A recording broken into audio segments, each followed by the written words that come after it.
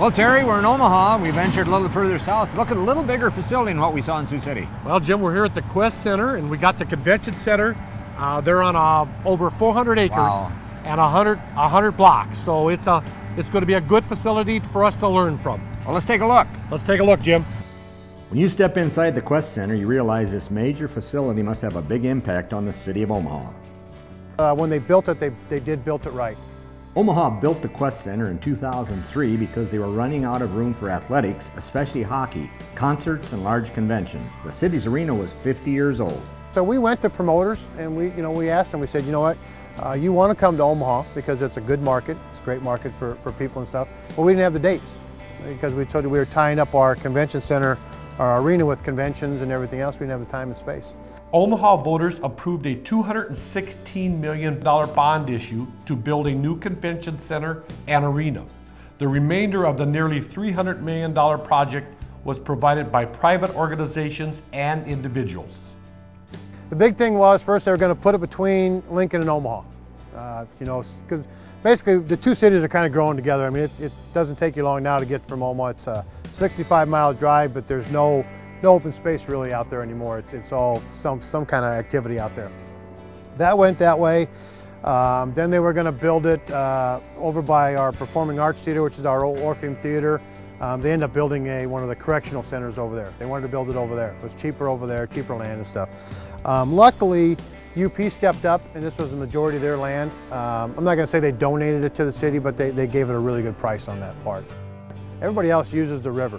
You know, Kansas City does, St. Louis does, so why not make this part of it when they come indoor? Did help that Council Bluffs was putting casinos right across the river, so that didn't hurt us either.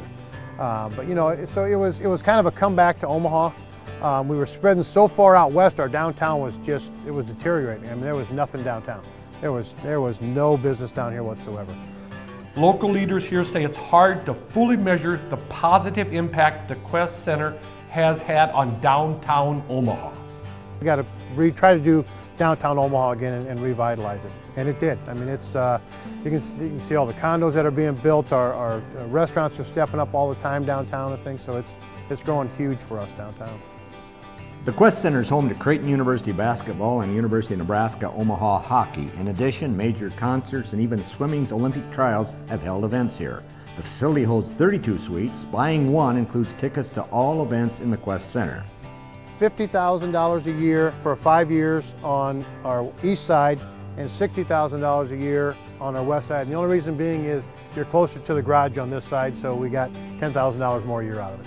And people didn't blink at it. They loved it. There are also several sections of club seats which are roomier and include more personalized service. You pay $1,250 a year per seat to have the right to buy that seat. If you don't want that seat, that's great. We put it back in the mix and somebody else buys it. We probably have a waiting list of 500 or 600 people for that. We've got a waiting list for our suites every year that if one comes open, somebody would buy it.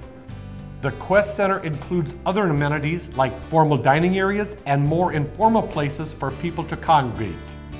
For sporting events, that's open and just becomes a general commons area.